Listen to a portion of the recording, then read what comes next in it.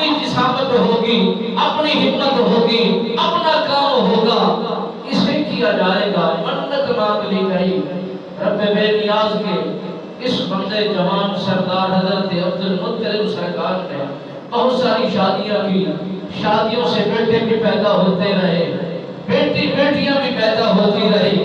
الغرض کہ 10 بیٹے ایک جیسے پیدا ہوتے گئے، جوانی پکڑتے گئے، جوان ہوتے گئے اور دن بدلتے گئے، نظام پکڑتے گئے۔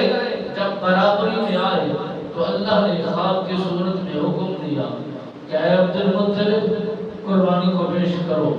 آپ بیدار ہوئے، اٹھ کر بکری کو ذبح کیا اور اللہ کی بارگاہ میں پیش کر دیا، قربانی پیش ہو گئی۔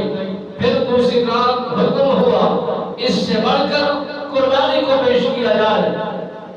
حضرت عبد المطلب سرکار اٹھے، تم نے بھی قربانی پیش کر دی، اور پھر حکم ہوا کہ اس سے بڑھ کر قربانی کو پیش کیا جائے۔ حضرت عبد المطلب سرکار اٹھے، گائے کو قربانی کو پیش کر دیا۔ مالک بے نیاز کی بارگاہ میں گائے کی قربانی بھی ہو گئی، بکرے کی قربانی بھی ہو گئی، دمبے کی قربانی بھی ہو گئی۔ اب چوتھی رات پھر حکم ربی ہوا، اس سے بڑھ کر جو تم نے منت کو مانا تھا اس کو اتارا جائے۔ آپ اٹھے اور آپ نے اونٹ کی قربانی کو پیش کر دیا مولا کی بارگاہ میں۔ یہ پھر قربانی پیش ہو گئی، اللہ کی طرف سے پھر حکم ہو گیا کہ اپنی منت کو اتارا جائے۔